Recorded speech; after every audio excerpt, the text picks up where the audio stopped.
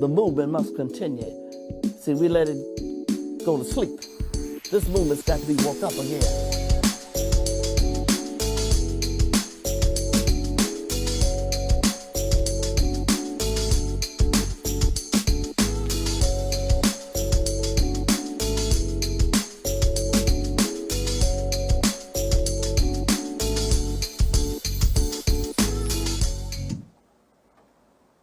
Hello, happy Friday, everyone. Again, I hope everyone had a wonderful week. My name is Renee Unique with Unite Louisville, and thank you for, like I always say, enjoying our show here on Fridays on your lunch break. And today's guest, I'm excited. I really am. Like I said, I always bring powerful, passionate people with warm hearts doing wonderful things in the community.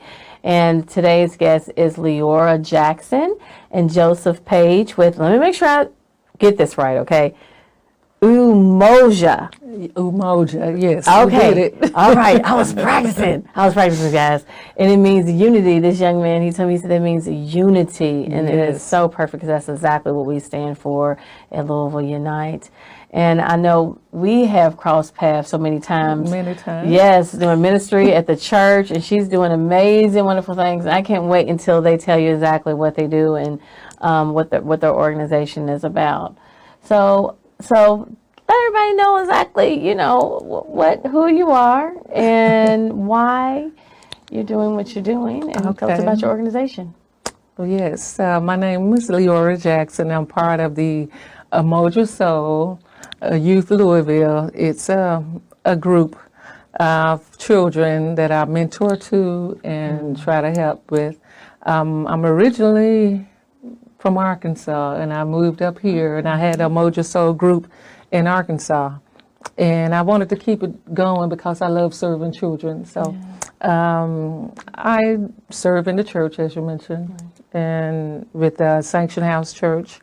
And I'm the youth director there. In their program they have, it's called a Way Back Youth Program. Yes. Yes, with Edith Pastor Jones as the director. You remember that. And that's how we crossed paths back then. Yes. And so that's a little bit about me, besides so many other things. I'm an activist. I'm an advocate for young children. I'm a foster parent. I am a poet. I'm an author and a playwright. So I have a lot of little titles, but that's not little titles, that's big titles. That's big titles. I and think she's wearing it well. She's wearing it well. Well, I don't, show it all, but it's something I do because I love giving back and love for the children to be involved, love leading them, teaching them about Black history and teaching them about God's history. So that's why I do church, teaching them about God, Bible study. I'm a Sunday school teacher too. Right. So I do that. Right, and knowing thyself and knowing your history is something exactly what we're going to talk about on the show today, and how pouring that information in our young people, how you're able to do that in a positive light, a positive way, and use it as a security tool, a security blanket for them, especially our young Black males. So, Joseph, can you introduce yourself and tell everybody all the amazing things that you do? Hi, I'm Joseph Page. I am 14 years old, and I go to the W.B. Du Bois Academy. I am the creative director for Justice League LOU, partners with Mighty Shades of Ebony and Lionheart. Did I already mention that I'm the creative director? Yes, and then they try to talk about our kids. Not this one right here. No. Go ahead. But also I rap. I've performed in many different places like West Virginia, Washington D.C., 4th Street Live, and more places to come. So maybe we can get a little spit at the end of the show. At the end of the show.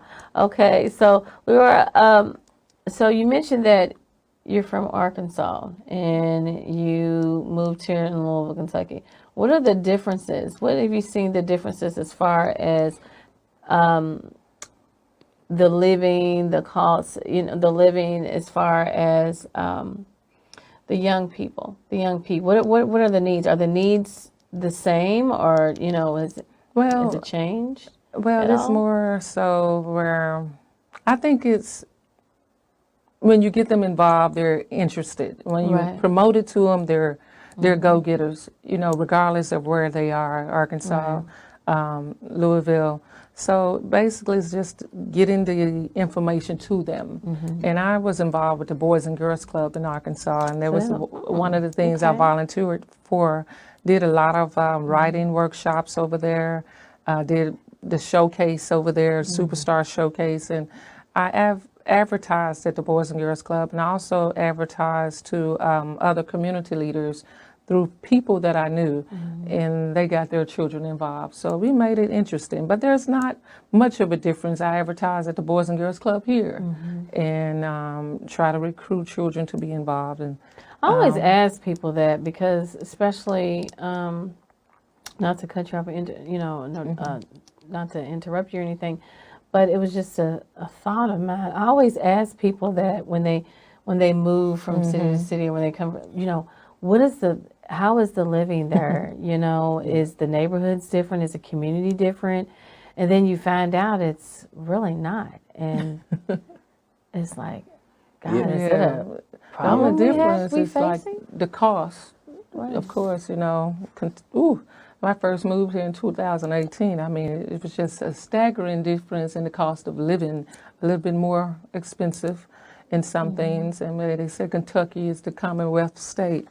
I'm like, well, it seems like sometimes it's a common poor state in ways that it's trying to rip us a off. common type of form of living. I'm like, That's whoa. for sure. Car insurance up the roof. I mean, Right. goodness, where I can get a 3-bedroom house for $650 to rent. Over here, it's like everything is so high. It's not possible. I can live by myself and pay that. Here, it's like, goodness gracious.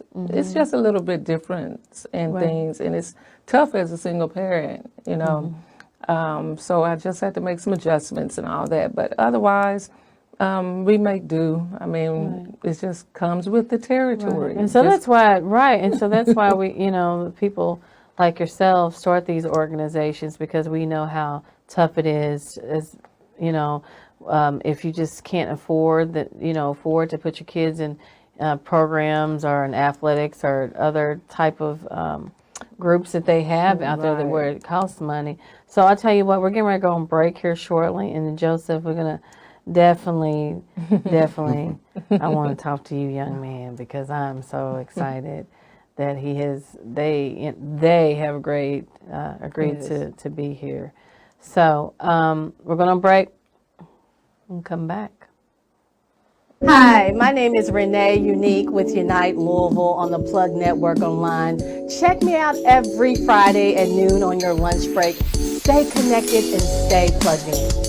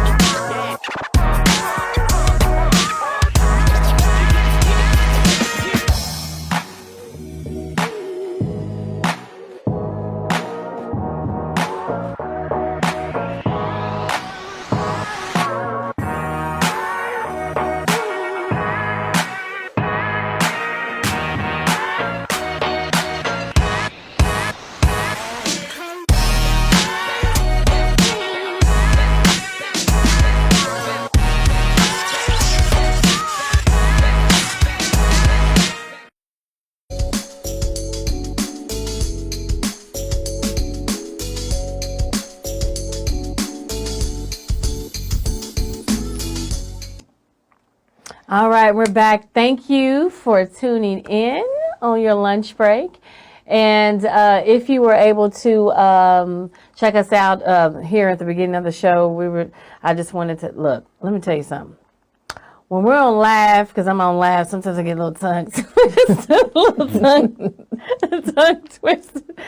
So I apologize. Okay, so we're gonna go back and jump this up. All right. So I have today's guest is Leora Jackson and Joseph Page. All right. So I want to talk to you, young man, because you're 14, right? And you're doing So much. yes. Now you could be what? Like some of these 14-year-olds are playing on the little PlayStation, Yeah. playing. They're in athletics, but you're doing some Positive stuff. positive things. I mean, So let's talk about the justice.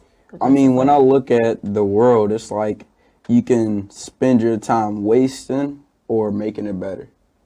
Yes. And yeah, sports is good and all, but look at how many people actually make it into sports and make it into the NFL and the NBA, like 3 people per state.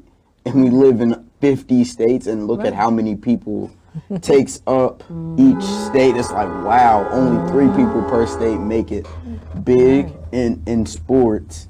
And then when you look at gaming doesn't really get you anywhere because you have to work to get good, and then after you've spent years getting good, you go to tournaments and stuff that you have a chance with someone being better. Right, and then sometimes they don't even have anything to fall back on. I mean, of course you make all this money, but what is it? Your education, what have you learned? Someone's kind of using you like a puppet. You have to act a certain way, talk a certain way. You can't do this, you can't do that. It's almost like a modern day slavery, but I'm just giving you a check. Yeah. You know what I'm saying? I'm just giving you a check. So that's it. You're going to do what I tell you to do, and that's entertainment, and that's it. But you're on the right track. And it's crazy you said that it's like a check, because one of the songs that we have is Reality Check. And the hook in it is, they tell us to sit and we have to obey. They treat us like dogs, have turned us to slaves. They tell us we're different, but we're meant the same. Let's rewrite the system. It needs to change. Yeah. And Amen. Snap, snap, snap. so it's like, What he said, y'all know I say it all the time. so it's That's like right. we get told to sit down and we're treated like slaves.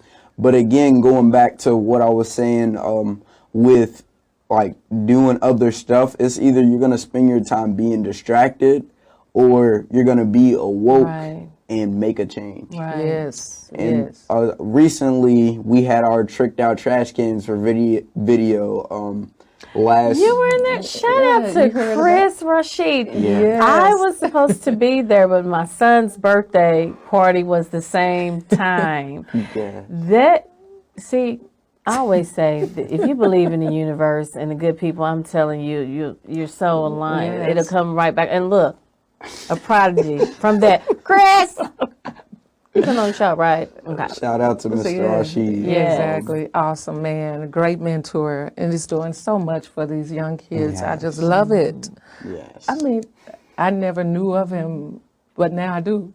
And he's up there. Yes. Yes. And so, but like this Saturday, we were given a story exchange or at the video release party this Saturday, and at one of the lessons that I had said that I had gotten from my story was either you're going to, because we all have to die at some point, but before you die, you're either going to spend your time trying to help you and the people that are around you make the world a better place, so that when you go, the people who come here will have a better world.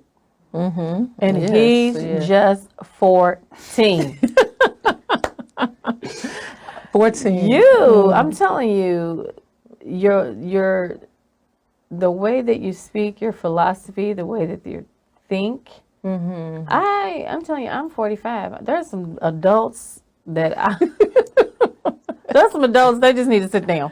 They just sit down and try again. Exactly. He's 14, he's showing y'all out. And I'm telling you, He's showing awesome leadership. Yes. And that is great. I mean, you don't hear much 14-year-olds 14. speaking like this. No. They're in their games. No. Or they're doing other Or stuff. they're But in their he's gangs. yes, So, and but- he's making a change. Even, with his group, they're making speeches. They're telling about, the causes, events that's happening to them, the struggles and violence and whatever they're going through. They're speaking about it. They're writing about it. They're showcasing it because those are issues that involve teenagers in so many other ways.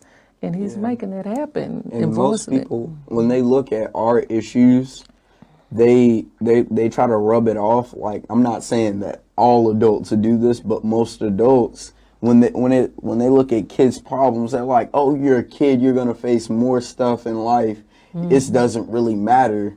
But all of the stuff that we go through are at a young age are major events of trauma in our life. Like, Yes, it really is. And just think about it. And he's so right. I mean, just kind of thinking back on my life as a child, of things that I've seen and went through, and things that I wish I could have spoke about.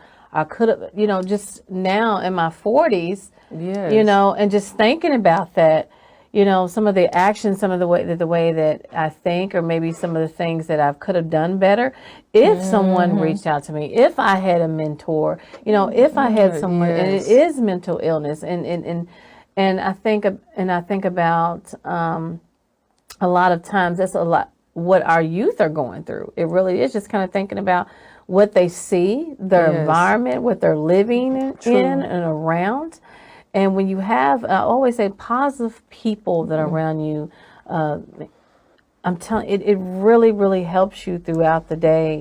It really does. Yeah. And I think what you're doing is it's just wonderful, because just pulling that other individual, or pulling that friend up, Yes. yeah. that's all that, because when you came in, I was like, oh, you gave me a hug. And I put my hand and you gave me a hug. And I've had the day, and when you did that, that really cheered me up.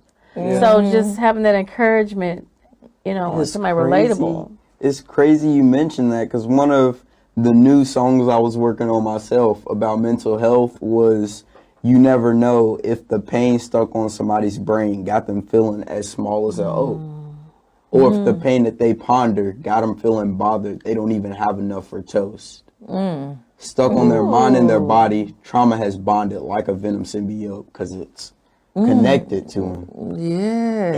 And it don't let when it's so I'm a big Marvel fan. If a venom symbiote connects, it's with you until, like, it's just with you forever. Right. Pretty much. And we're going to go on break, and we're not going to stop this conversation. We're going to just go on break, and we're going to come back, and we're going to talk about music therapy, mental illness.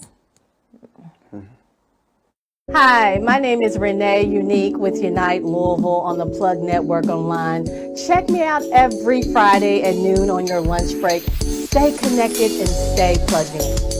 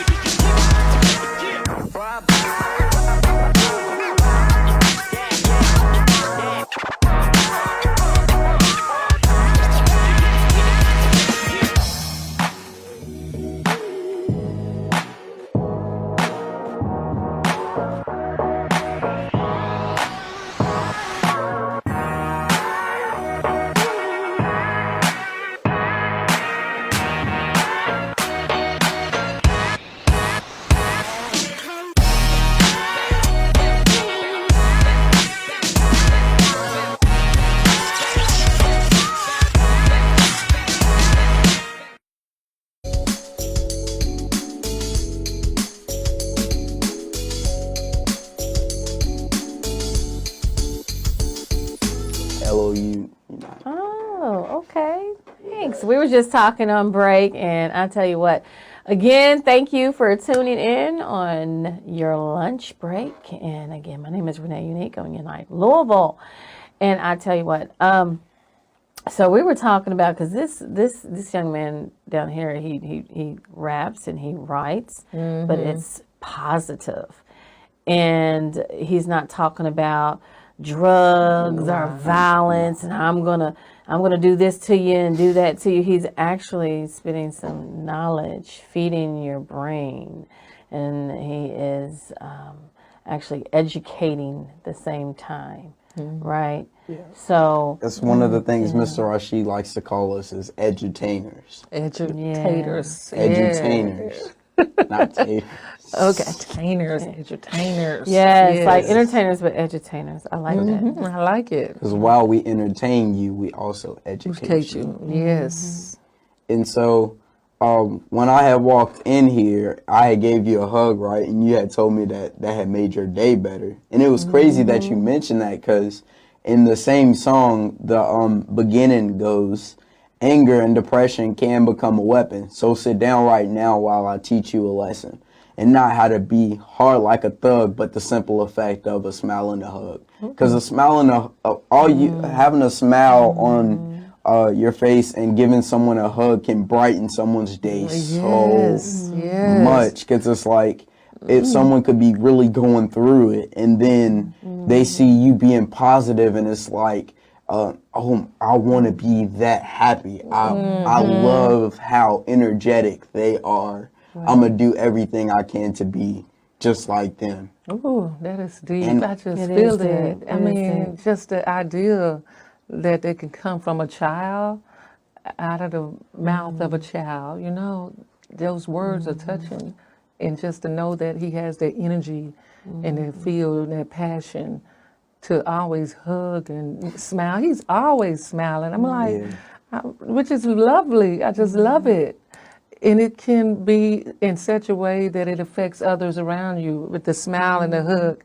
In this dark world, in this dark place, sometimes we need that. We need to smile more. Yeah, like, we need that. I can see someone angry, and I might have made them mad. But then I be like, hey, give them a hug, and they be all right for the rest of the day. It'd be crazy. Well, I got a whole list of people you need to hug. I'm gonna give you their telephone numbers.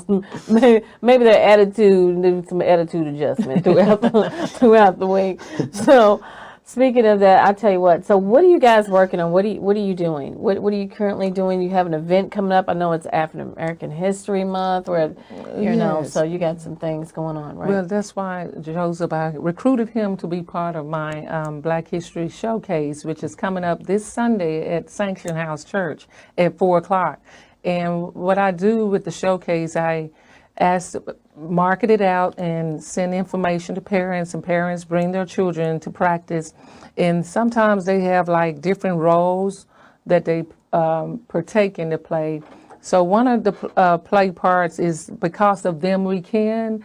And I learned about this program on Facebook because it was someone doing photography, and they had a person dressing up as Muhammad Ali, a little boy dressing up as Muhammad Ali.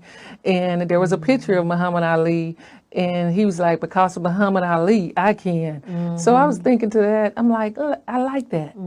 Let me see if I can do something like this for some children around town. Right. So that's how I got into that program. And I said, children, pick a person you want to be from the past.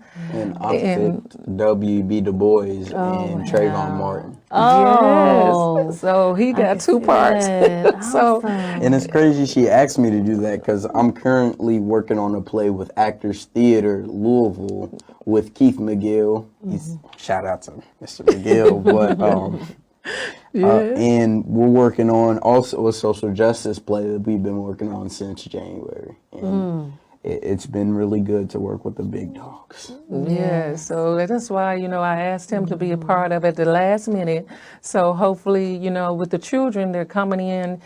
History is not just about Rosa Parks and Martin Luther King. There's so many other people in history. History is made every day. Every day. We learn about them. And then sometimes even the kids I ask to come in, think of a character, I'm thinking they're going to tell me something I know. But no, one day this girl said she wanted to be Betsy Coleman. I'm like, who is Betsy Coleman? Tell me who that is. Look. He's over there like, you don't know who Betsy Coleman is. Yes, I Betsy plead Coleman. the fifth. You see, I'm over here pleading the I'm fifth. like, okay. So finally she told me she's the first African-American aviator. I'm like, oh, she's a pilot. And so she came in dressed down for the play, had her brown leather jacket, brown hat, and brown pants. And she said, my name is Betsy Coleman. I'm the first Black American aviator. And da-da-da-da-da-da-da-da. I was like, yes, tell me something new. Shock me with these new people. Yes. I love it when they come in. And they're trying to take our me. history out of schools. Yeah. We barely, I mean, We went up, actually, Banned the Justice books. League LOU, we went up and marched against it and got the bill canceled, but now we've been told that they're trying to pass a new law that shuts down student advocacy groups. what? Advocacy groups, yeah. So, like, they're trying to shut down my entire organization. We need these organizations to talk about history and so much more. And that's why I have to say, okay, if they're going to ban the books, I got a different hook. And I'm going to make sure these kids know something. And by portraying them in this Black History Month showcase, they're learning. And I teach them also. One of the girls, I was doing a demonstration because there's a Rosa Parks bus scene. And I was like giving them the information about the Jim Crow laws. So I'm just saying, okay, now there's a black bathroom here, and this is the white bathroom here. The white bathroom is pretty, the black bathroom is not so pretty. So, and then they had the the movie theaters. The black people had to sit at the back, the white people sit at front or whatever, or they had to sit way up at the top. But the black people had to sit way up at the top, and the white people sit closer so they could see it. And then I said the playgrounds, the black kids had the raggedy playgrounds, the white kids had the nice, pretty playgrounds. And I said, even on Rosa Parks bus, the white people had to sit in the front. The black people had to sit in the back. They paid their money like everybody else, but they had to sit at the back. The little 5-year-old girl said, that's not fair. I'm like, of course it wasn't fair back then. It wasn't fair, but things have changed. Thank goodness that we have changed. And there was a time to teach, because if they're not going to teach it in the schools, somebody else have to come around and teach that so they can know. Now they know what Jim Crow laws are. Right. Because I taught We them. we cannot allow Because those to wipe our history away. I You didn't wipe like our Jim history Crow. away, our culture away. Sorry. You you're basically saying there's no us. Yeah. Right? There's no us.